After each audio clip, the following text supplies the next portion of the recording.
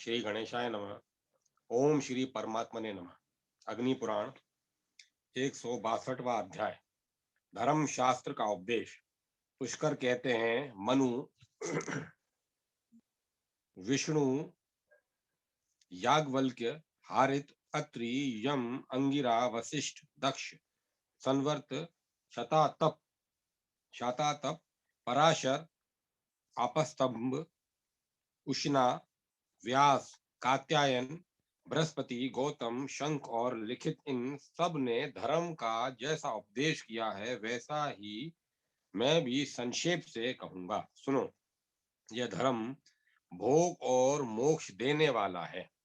वैदिक कर्म दो प्रकार के हैं, एक प्रवृत्त और दूसरा निवृत्त। कामना युक्त कर्म को प्रवृत्त कर्म कहते हैं। ज्ञान पूर्वक निष्काम भाव से जो कर्म किया जाता है उसका नाम निवृत्त कर्म है। वेदाभ्यास, तप, ज्ञान, इंद्रिय संयम, अहिंसा और गुरु सेवा ये परम उत्तम कर्म निश्रेयस मोक्ष रूप कल्याण के साधक हैं। इन सब में भी आत्मज्ञान सबसे उत्तम बताया गया है। वह संपूर्ण विद्याओं में श्रेष्ठ है।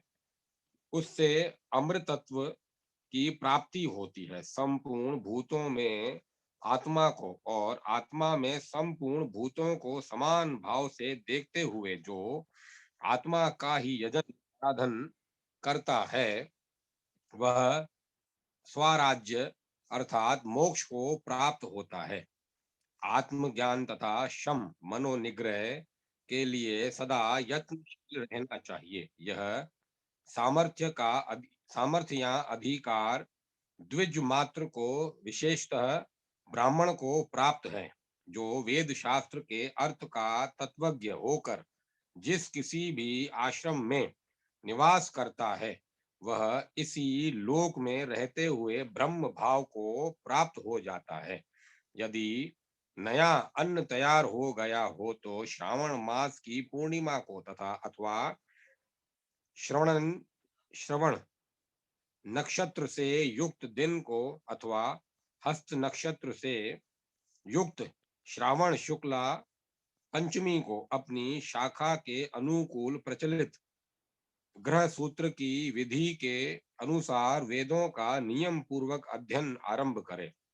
यदि श्रावण मास में नई फसल तैयार न हो तो जब वह तैयार हो जाए तभी भाद्रपद मास में श्रवण नक्षत्र युक्त दिन को वेदों का उपाकर्म करें और उस समय से लेकर लगातार 4.5 मास तक वेदों का अध्ययन चालू रखे।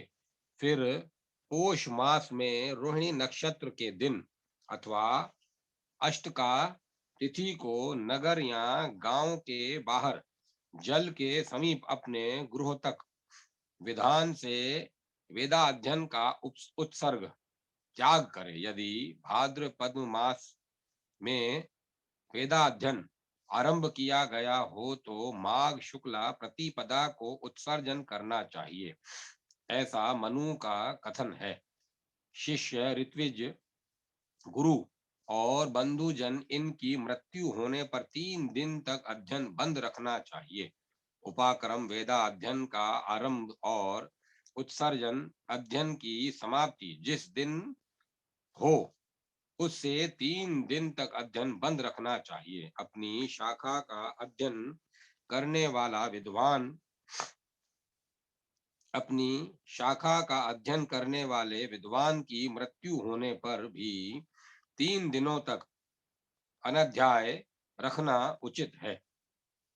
संध्या काल में मेघ की गर्जना करने होने पर, आकाश में उत्पात सूचक शब्द होने पर, भूकंप और उल्कापात होने पर, मंत्र ब्राह्मणात्मक वेद की समाप्ति होने पर तथा अरण्यक का अध्ययन करने पर 1 दिन और 1 रात अध्ययन बंद रखना चाहिए। पूर्णिमा, चतुर्दशी, अष्टमी तथा चंद्र ग्रहण, सूर्य ग्रहण के दिन भी 1 दिन रात का अनाध्याय कर रखना उचित है। दो ऋतुओं की संधि में आई हुई प्रतिपदा तिथि को तथा श्राद्ध भोजन और श्राद्ध का प्रतिग्रह स्वीकार करने पर भी एक दिन रात अध्ययन बंद रखें। यदि स्वाध्याय करने वालों के बीच में कोई पशु, मेंढक, नेवला, कुत्ता, सर्प, बिलाव और चूहा आ जाए तो एक दिन रात का अनाध्याय होता है। जब इंद्रध्वज की पताका उतारी जाए उस दिन तथा जब इंद्रध्वज फहराया जाए उस दिन भी पूरे दिन रात का अनाध्याय होना चाहिए। कुत्ता, सियार, गधा, उल्लू, सामगान, बांस तथा आर्त प्राणी का शब्द सुनाई देने पर अपवित्र वस्तु, मुर्दा, शूद्र, अंत्यज, शमशान और पतित मनुष्य इनका सानिध्य होने पर अशुभ ताराओं में बारंबार बिजली चमकने तथा बारंबार मेघ गर्जना होने पर तात्कालिक अनाध्याय होता है। भोजन करके तथा गीले हाथ अध्ययन न करें। जल के भीतर रात के समय अधिक आंधी चलने पर भी अध्ययन बंद कर देना चाहिए। धूल की वर्षा होने पर, दिशाओं में दाह होने पर, दोनों संध्याओं के समय कुहासा पड़ने पर, चोर या राजा आदि का भय प्राप्त होने पर तत्काल स्वाध्याय बंद कर देना चाहिए। दौड़ते समय अध्ययन न करें। किसी प्राणी पर प्राण बाधा उपस्थित होने पर और अपने घर किसी श्रेष्ठ पुरुष के पधारने पर भी अनाध्याय रखना उचित है। गधा, ऊंट, रथ आदि सवारी, हाथी, घोड़ा, नौका तथा वृक्ष आदि पर चढ़ने के समय और उसर या मेरु भूमि में स्थित होकर भी अध्ययन बंद रखना चाहिए। इन 37 प्रकार के अनाध्यायों को तत्कालिक केवल उसी समय के लिए आवश्यक माना गया है। इस प्रकार आदि अग्नि महापुराण में धर्म शास्त्र का वर्णन नामक 162वां अध्याय पूरा हुआ। 163वां अध्याय श्राद्ध कल्प का वर्णन। पुष्कर कहते हैं, परशुराम, अब मैं भोग और मोक्ष प्रदान करने वाले श्राद्ध कल्प का वर्णन करता हूँ। सावधान होकर श्रवण कीजिए। श्राद्ध करता पुरुष मन और इंद्रियों को वश में रखकर पवित्र हो श्राद्ध से एक दिन पहले ब्राह्मणों को निमंत्रित करे। उन ब्राह्मणों को भी उसी समय मन, वाणी, शरीर तथा क्रिया द्वारा पूर्ण संयमशील रहना चाहिए। श्राद्ध के दिन उपरांत काल में आए हुए ब्राह्मणों का स्वागत पूर्वक पूजन करें। स्वयं हाथ में कुश की पवित्री धारण किए रहे। जब ब्राह्मण लोग आचमन कर लें तब उन्हें आसन पर बिठाए। देव कार्य की में अपनी शक्ति के अनुसार युगम 2, 4, 6 आदि संख्या वाले और श्राद्ध में अयुगम 1, 3, 5 आदि संख्या वाले ब्राह्मणों को निमंत्रित करे। सब ओर से घिरे हुए गोबर आदि से लिपे पुते पवित्र स्थान में जहाँ दक्षिण दिशा की ओर भूमि कुछ नीची हो श्राद्ध करना चाहिए। वैश्वेदेव श्राद्ध में 2 ब्राह्मणों को पूर्वाभिमुख बिठाए और पितृ कार्य में 3 ब्राह्मणों को उत्तराभिमुख अथवा दोनों में एक एक ब्राह्मण को ही सम्मिलित करे। माता महों के श्राद्ध में भी ऐसा ही करना चाहिए, अर्थात 2 वैश्वे देव श्राद्ध में और 3 माता महादी श्राद्ध में अथवा उभय पक्ष में एक ब्राह्मण रखे। वैश्वे देव श्राद्ध के लिए ब्राह्मण का हाथ धुलाने के निमित्त उसके हाथ में जल दे और आसन के लिए कुश दे। फिर ब्राह्मण से पूछे, मैं विश्व देवों का आवाहन करना चाहता हूँ। तब ब्राह्मण आज्ञा दें, आवाहन करो। इस प्रकार उनकी आज्ञा पाकर विश्व देवास आगत इत्यादि ऋचा पढ़कर विश्व देवों का आवाहन करे। तब ब्राह्मण के समीप की भूमि पर जो बिखेरे फिर पवित्री युक्त अर्घ्य पात्र में शम नो देवी यजु इस मंत्र से जल छोड़े, यवोअसी इत्यादि से जौ डाले, फिर बिना मंत्र के ही गंध और पुष्प भी छोड़ दे।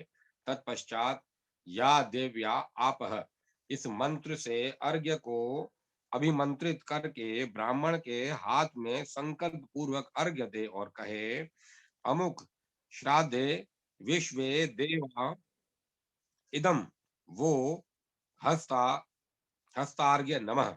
यूं कहकर वह अर्घ्य जल कुश युक्त ब्राह्मण के हाथ में या कुशाक पर गिरा दे। तत्पश्चात हाथ धोने के लिए जल देकर क्रमशः गंध पुष्प धूप दीप तथा आच्छादन वस्त्र अर्पण करे। पुनः हस्त शुद्धि के लिए जल दे। विश्वे देवों को जो कुछ भी देना हो वह सव्य भाव से उत्तराभिमुख होकर दे और पितरों को प्रत्येक वस्तु अपस्य भाव से दक्षिणाभिमुख होकर देनी चाहिए। वैश्वे देव कांड के अनंतर यज्ञोपवित अपसव्य करके पिता आदि तीनों पितरों के लिए तीन द्विगुण भुग्न कुशों को उनके आसन के लिए प्रदक्षिणी अप्रदक्षिण क्रम से दे। फिर पूर्वत ब्राह्मणों की आज्ञा लेकर उशंत सत्वा यजु इत्यादि मंत्र से पितरों का आवाहन करके आयंतु नः यजु इत्यादि का जप करे। अप, अपहता असुरा रक्षंसी वेदिशध यजु यह मंत्र पढ़कर सब और तिल बिखेरे। विश्वे देव श्राद्ध में जो कार्य जौ से किया जाता है वही पितृ श्राद्ध में तिल से किया करना चाहिए। अर्घ्य आदि पूर्वक करे। संसर्व ब्राह्मण के हाथ से चुए हुए जल पितृ पात्र में ग्रहण करके भूमि पर दक्षिणाग्र कुश रखकर उसके ऊपर उस पात्र को अधोमुख करके धुलका दे और कहे, पितृभ्य स्थानमसि। फिर उसके ऊपर अर्घ्य पात्र और पवित्र आदि रखकर गंध पुष्प धूप दीप आदि पितरों को निवेदित करे। इसके बाद अग्नोकरण क्रम कर्म करे। घी से तर किया हुआ अन्न लेकर ब्राह्मणों से पूछे, अग्नो कार्य छे, मैं अग्नि में इसकी आहुति दूंगा। तब ब्राह्मण इसके लिए आज्ञा दें। इस प्रकार आज्ञा लेकर पितृ यज्ञ की भांति उस अन्न की दो आहुति दे। उस समय ये दो मंत्र क्रमशः पढ़े, अग्ने कव्य वहनाय स्वाहा नमः, सोमाय पितृमते स्वाहा नमः। यजु फिर होम शेष अन्न को एकाग्र चित्त होकर यथा प्राप्त पात्रों में, विशेषतः चांदी के पात्रों में परोसे।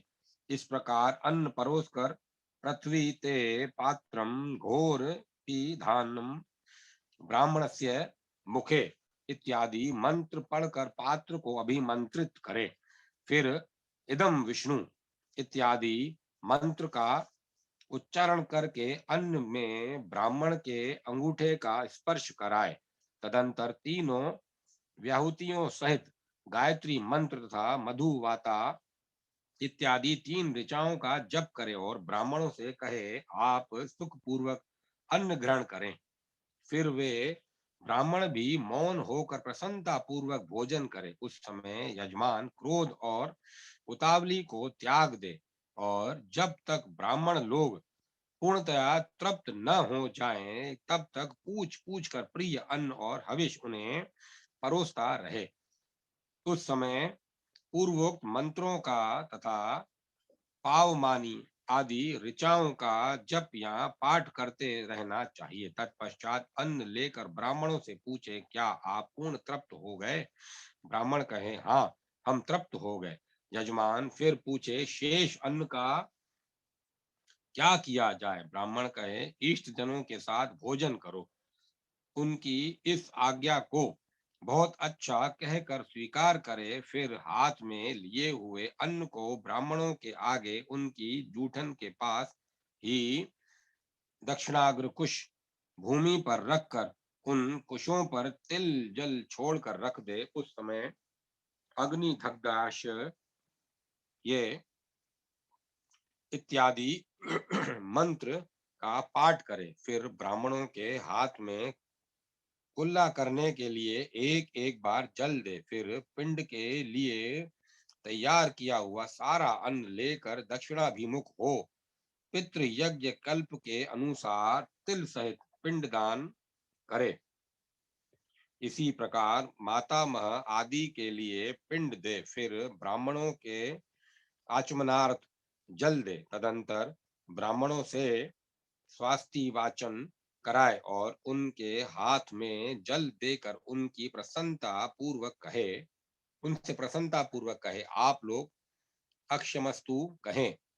तब ब्राह्मण अक्षम अस्तु बोले। इसके बाद उन्हें यथाशक्ति दक्षिणा देकर कहें, अब मैं स्वधा वाचन करूंगा। ब्राह्मण कहें, स्वधा वाचन करो। इस प्रकार उनकी आज्ञा पाकर पितरों और माता महादि के लिए आप यह स्वधा वाचन करें। ऐसा कहें तब ब्राह्मण बोले, अस्तु स्वधा। उनके इसके अनंतर पृथ्वी पर जल सींचे और विश्वे देवा प्रियंताम यूं कहें। ब्राह्मण भी इस वाक्य को दोहराए, प्रियंताम विश्वे देवाः। तदंतर ब्राह्मणों की आज्ञा से श्राद्ध करता निम्नांकित मंत्र का जप करे। दातारो नोऽभिवर्धनन्ता वेदाः सन्ततिरेक च श्रद्धा च नो मा व्यगमद बहुदयम् च नश्यत वाति। मेरे दाता बढ़े, वेद और संतति बढ़े, हमारी श्रद्धा कम न हो और हमारे पास दान के लिए बहुत धन हो। कहकर ब्राह्मणों से नम्रता पूर्वक प्रिय वचन बोले और उन्हें प्रणाम करके विसर्जन करे। वाजे वाजे इत्यादि ऋचाओं को पढ़कर प्रसन्नता पूर्वक पितरों का विसर्जन करे। पहले पितरों का फिर विश्वे देवों का विसर्जन करना चाहिए। पहले जिस अर्घ्य पात्र में संसर्ग का जल डाला गया था, उस पितृ पात्र को उतान करके ब्राह्मणों को विदा करना चाहिए। ग्राम की सीमा तक ब्राह्मणों के पीछे पीछे जाकर उनके कहने पर उनकी परिक्रमा करके लौटे और पितृ सेवित श्राद्धान को इष्ट जनों के साथ भोजन करे। उस रात्रि में यजमान और ब्राह्मण दोनों को ब्रह्मचारी रहना चाहिए। इस प्रकार पुत्र जन्म और विवाह आदि वृद्धि के अवसरों पर प्रदक्षिणावृत्ति से नांदी मुख पितरों का यजन करे। दही और बेर मिले हुए अन्न का पिंड दे और तिल से किए जाने वाले सब कार्य जौ से करे। एकोदिष्ट श्राद्ध बिना विश्वे देव के होता है। इसमें एक ही अर्घ्य पात्र तथा एक ही पवित्र दिया जाता है। इसमें आवाहन और अग्नोकरण की क्रिया नहीं होती। सब कार्य जनेऊ को अपसव्य रखकर किए जाते हैं। अक्षमस्तु के स्थान में उपतिष्ठाताम का प्रयोग करें। वाजे वाजे इस मंत्र से ब्राह्मण का विसर्जन करते समय अभीर अभीर्यम ताम कहे और ब्राह्मण लोग अभीरता समः ऐसा उत्तर दे। सपिंडीकरण श्राद्ध में पूर्वोक्त विधि से अर्घ्य सिद्धि के लिए गंध जल और तिल से युक्त 4 पात्र तैयार करे। इनमें से तीन तो पितरों के पात्र हैं और एक प्रेत का पात्र होता है। इसमें प्रेत के पात्र का जल पितरों के पात्रों में डाले। उस समय ये समाना इत्यादि दो मंत्रों का उच्चारण करें। शेष क्रिया पूर्वत करें। यह सपिंडीकरण और एकोदिष्ट श्राद्ध माता के लिए भी करना चाहिए, जिसका सपिंडीकरण श्राद्ध वर्ष पूर्ण होने से पहले हो जाता है। उसके लिए 1 वर्ष तक ब्राह्मण को सनादक सनोदक कुंभदान देते रहना चाहिए। 1 वर्ष तक प्रति मास मृत्यु तिथि को एकोदिष्ट करना चाहिए। फिर प्रत्येक वर्ष में एक बार श्रया हति श्रया तिथि को एकोदिष्ट करना उचित है। प्रथम एकोदिष्ट तो मरने के बाद 11वें दिन किया जाता है। सभी श्राद्धों में पिंडों को गाय बकरे अथवा लेने की इच्छा वाले ब्राह्मण को दे देना चाहिए अथवा उन्हें अग्नि में या अगाध जल में डाल देना चाहिए। जब तक ब्राह्मण लोग भोजन करके वहां से उठ न जाएं, तब तक उच्चिष्ट स्थान पर झाड़ू न लगाएं।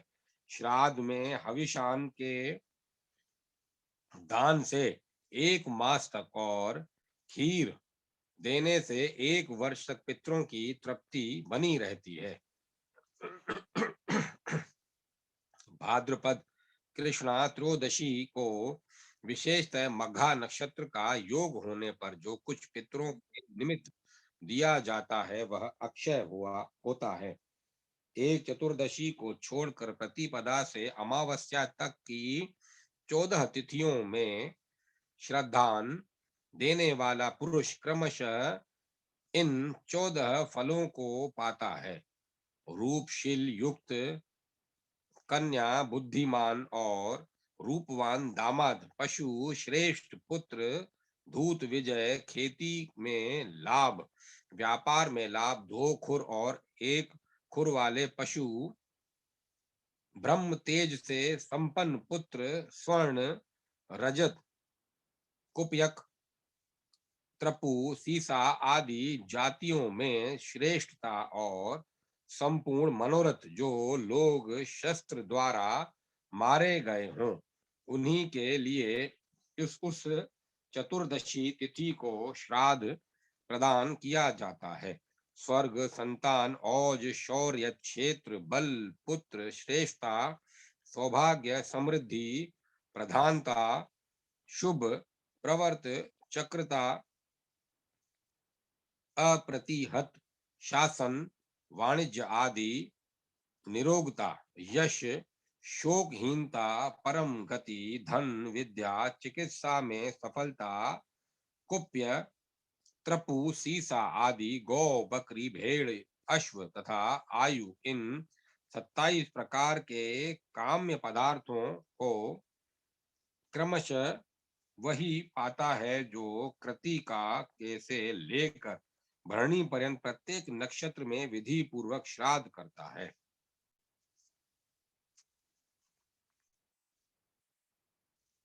तथा आस्तिक, श्रद्धालु एवं मद मत्सर्य आदि दोषों से रहित होता है। वसु, रुद्र और आदित्य ये 3 प्रकार के पितृ श्राद्ध के देवता हैं। ये श्राद्ध से संतुष्ट किए जाने पर मनुष्यों के पितरों को तृप्त करते हैं। जब पितृ तृप्त होते हैं तब वे मनुष्यों को आयु, प्रजा, धन, विद्या, स्वर्ग, मोक्ष, सुख तथा राज्य प्रदान करते हैं। इस प्रकार आदि अग्नि महापुराण में श्राद्ध कल्प का वर्णन नामक 163वां अध्याय पूरा हुआ। 164वां अध्याय नवग्रह संबंधी हवन का वर्णन। पुष्कर कहते हैं, परशुराम जी लक्ष्मी, शांति, पुष्टि, वृद्धि तथा आयु की इच्छा रखने वाले वीर्यवान पुरुष को ग्रहों की भी पूजा करनी चाहिए। सूर्य, सोम, मंगल, बुध, गुरु, शुक्र, शनि, राहु तथा केतु, इन नवग्रहों की क्रमशः स्थापना करनी चाहिए। सूर्य की प्रतिमा तांबे से, चंद्रमा की रजत या स्फटिक से, मंगल की लाल चंदन से, बुध की स्वर्ण से, गुरु की स्वर्ण से, शुक्र की रजत से, शनि की लोहे से तथा राहु केतु की सीसे से बनाएं।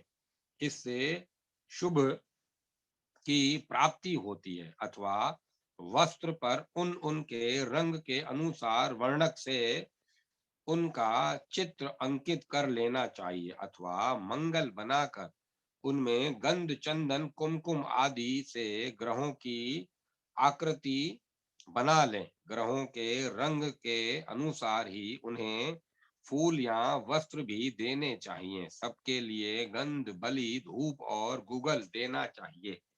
प्रत्येक ग्रह के लिए अग्नि स्थापन पूर्वक समंत्रक चरु का होम करना चाहिए। आकृष्णेन रजसा इत्यादि सूर्य देवता के इम देवा इम देवा इत्यादि चंद्रमा के अग्नि, मूर्धा, दिव्य, ककुत इत्यादि मंगल के उद्बुद्धस्व इत्यादि, बुध के बृहस्पति इत्यादि, अधीर्य इत्यादि बृहस्पति के अन्नाथ अन्नाथ पर ऋतु इत्यादि, शुक्र के शन्नो देवी इत्यादि, शनेश्चर के कांठात कांठात इत्यादि, राहु के और केतुम क्रवण केतुए इत्यादि केतु के मंत्र हैं। याक, पलाश, खैर, अपा मार्ग, पीपल, गुलर, शमी, ध्रुवा और कुशा ये क्रमशः सूर्य आदि ग्रहों की समिधाएं हैं। सूर्य आदि ग्रहों में से प्रत्येक के लिए 108 या 28 बार मधु, घी, दही अथवा खीर की आहुति देनी चाहिए।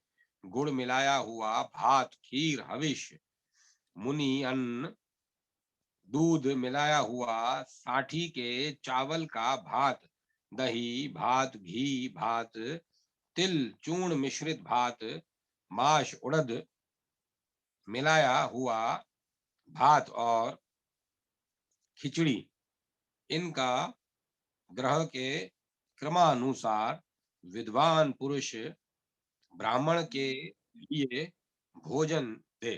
अपनी इच्छा के अनुसार यथा प्राप्त वस्तुओं से ब्राह्मण का विधि पूर्वक सत्कार करके उनके लिए क्रमशः धेनु, शंख, बैल, स्वर्ण वस्त्र, अश्व, काली गौ, लोहा और बकरा ये वस्तुएं दक्षिणा में दे। ये ग्रहों की दक्षिणाएं बताई गई हैं। जिस जिस पुरुष के लिए जो ग्रह अष्टम आदि दुष्ट स्थानों में स्थित हो वह पुरुष उस ग्रह की उस समय विशेष यत्न पूर्वक पूजा करे। ब्रह्मा जी ने इन ग्रहों को वर दिया है कि जो तुम्हारी पूजा करे उनकी तुम भी पूजा मनोरथ पूर्ति पूर्वक सम्मान करना। राजाओं के धन और जाति का उत्कर्ष तथा जगत की जन्म मृत्यु भी ग्रहों के ही अधीन है। अतः ग्रह सभी के लिए पूजनीय है। इस प्रकार आदि अग्नि महापुराण में नवग्रह संबंधी हवन का वर्णन नामक 164वां अध्याय पूरा हुआ।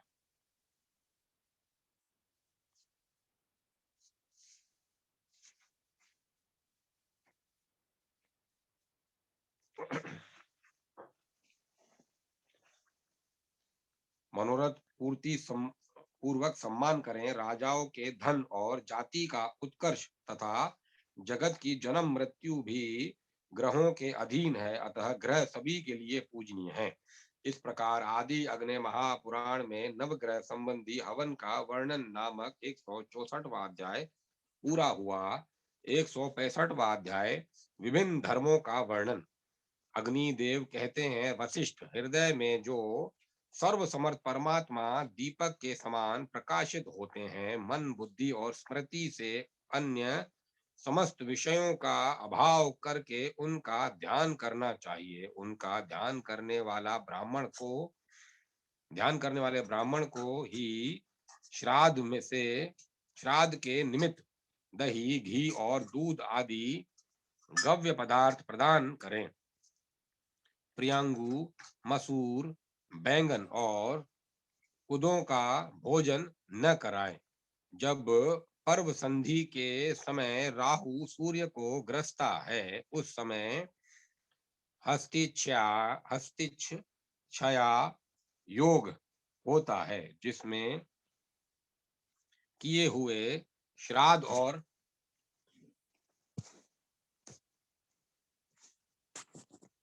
जिसमें किए हुए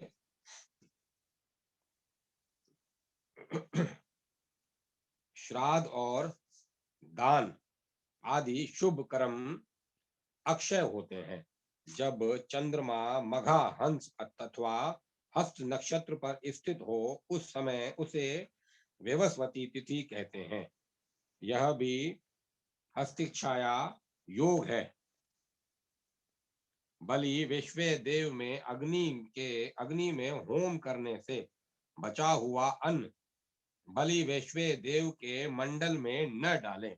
अग्नि के अभाव में वह अन्न ब्राह्मण के दाहिने हाथ में रखें। ब्राह्मण वेदोक्त कर्म से तथा स्त्री व्यभिचारी पुरुष से कभी दूषित नहीं होती।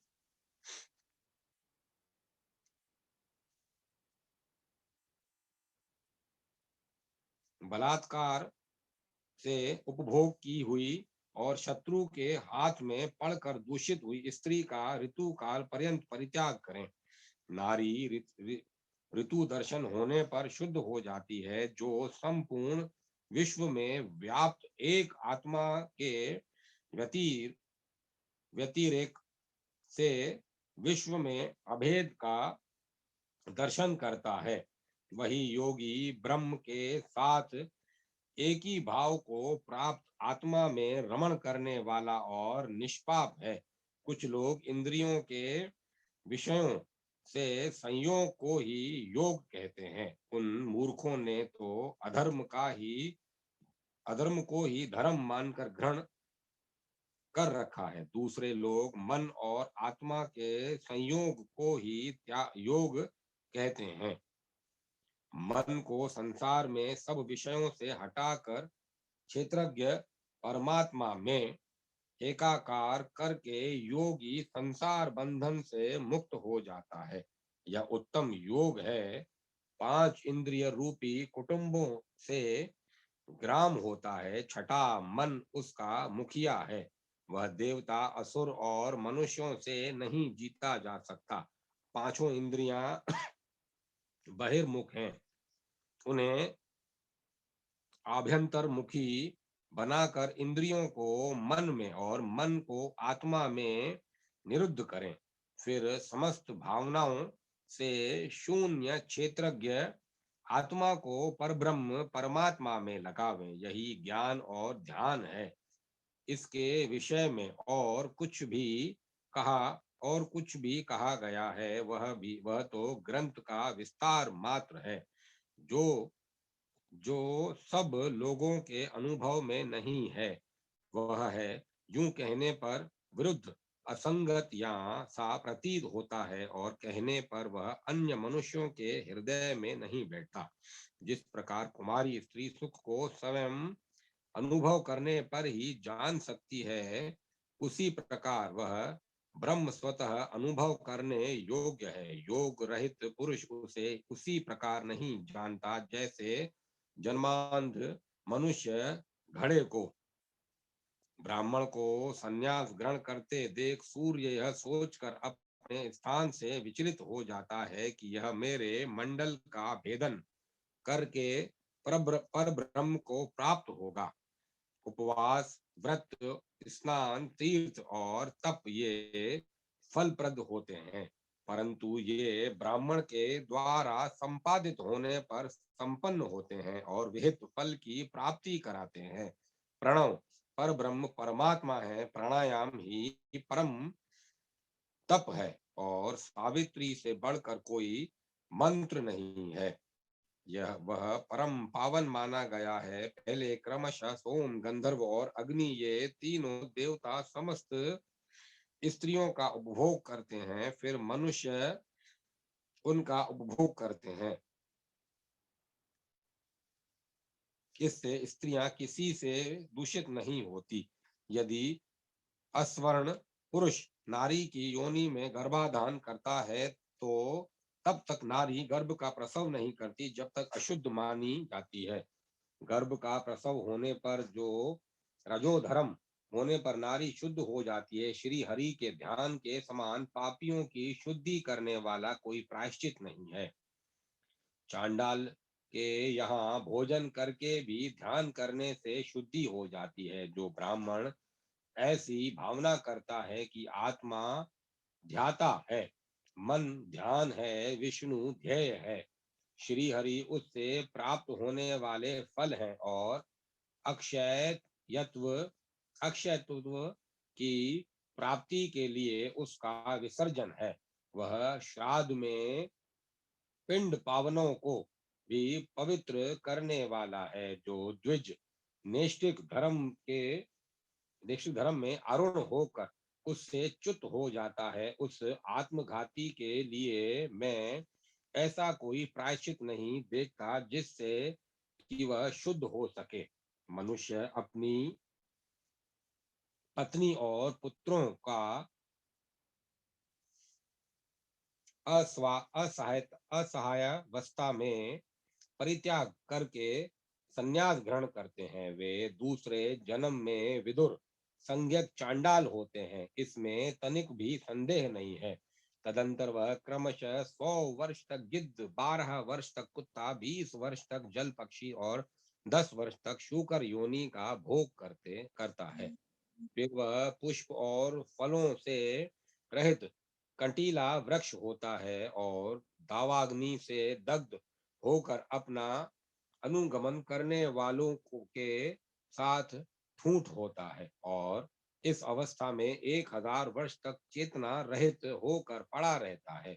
1000 वर्ष बीतने के बाद वह ब्रह्म राक्षस होता है। तदंतर योग योनि नौका का आश्रय लेने से अथवा कुल के उस उत्साधन द्वार उसे मोक्ष की प्राप्ति होती है। इसीलिए योग का ही सेवन करें, क्योंकि पापों से छुटकारा दिलाने के लिए दूसरा कोई भी मार्ग नहीं है। इस प्रकार आदि अग्नि महापुराण में विभिन्न धर्मों का वर्णन नामक 165वां अध्याय पूरा हुआ।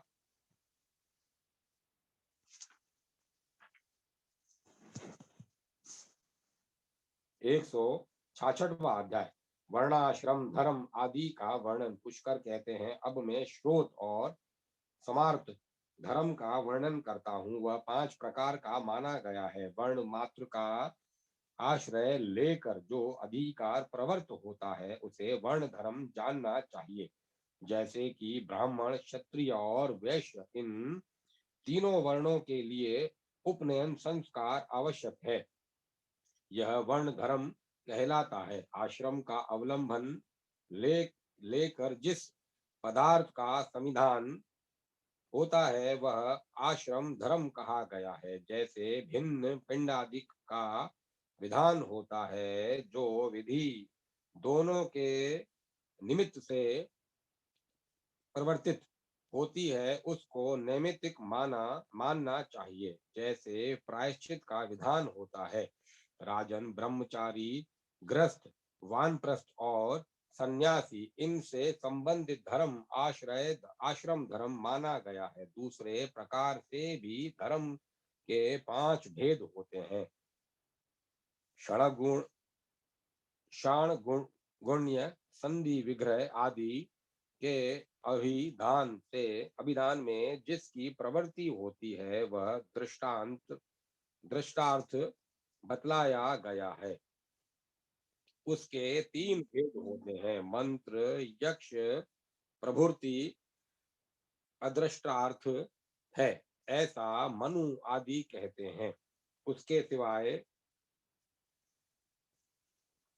उभयार्थक व्यवहार, दंड धारणा और तुल्यार्थ विकल्प ये भी यज्ञ मूलक धर्म के अंग कहे गए हैं। वेद के धर्म का जिस प्रकार प्रतिपादन किया गया है, स्मृतियों में भी वैसे ही है।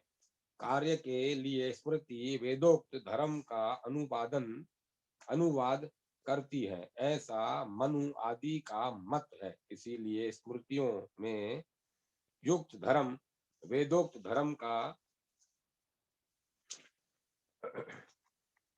धर्म का गुणार्थ परिसंख्या विशेषतः अनुवाद विशेष दृष्टार्थ अथवा फलार्थ है। यह राजऋषि मनु का सिद्धांत है। निम्नलिखित 48 संस्कारों से संपन्न मनुष्य ब्रह्म लोक को प्राप्त होता है। गर्भाधान, पुंसवन, सीमंतोयन, जातकर्म, नामकरण, अन्नप्राशन, चूड़ाकर्म, उपनयन संस्कार, 4 वेद व्रत, वेदाध्ययन, स्नान, सीमाव्रतन, सहधर्मिणी संयोग, विवाह, पंचयज्ञ, देवज्ञ, पितृज्ञ, मनुष्यज्ञ, भूत यज्ञ तथा ब्रह्म यज्ञ, 7 पाक यज्ञ संस्था, अष्ट का सहित 3 पावर्ण, श्राद्ध, श्रावणी, आग्रहायणी, चैत्री और आश्वयुजी, 7 हविर्यज्ञ संस्था, अग्नायध्य, अग्निहोत्र, दर्श, पौर्णमास, चतुर्मास्य, आग्रहयुष्टि, निरुण पशुबंध एवं सोत्रामणि, 7 सोम संसा, अग्निहोष्टम, अत्यग्निहोष्टम, उपकथ्य, षोडशी, वाजपेय, अतिरात्र और आर्यम, 8 आत्मगुण है। दया, क्षमा, अनसूया, अनायास, मांगल्य, अकारणपय, अस्प्रया तथा शोच। जो इन गुणों से युक्त होता है वह परम धाम स्वर्ग को प्राप्त करता है। मार्ग गमन, मैथुन, मल मूत्रोत्सर्ग, दंत धावन, स्नान और भोजन, इन 6 कार्यों को करते समय मौन धारण करना चाहिए। दान की हुई वस्तु का पुनः दान, पृथक पाक, घृत के साथ जल पीना, दूध के साथ जल पीना, रात्रि में जल पीना, दांत से नख आदि काटना और बहुत गर्म जल पीना, इन 7 बातों का परित्याग कर देना चाहिए। स्नान के पश्चात पुष्पनयन न करें, क्योंकि वे पुष्प देवता के चढ़ाने योग्य नहीं माने गए हैं।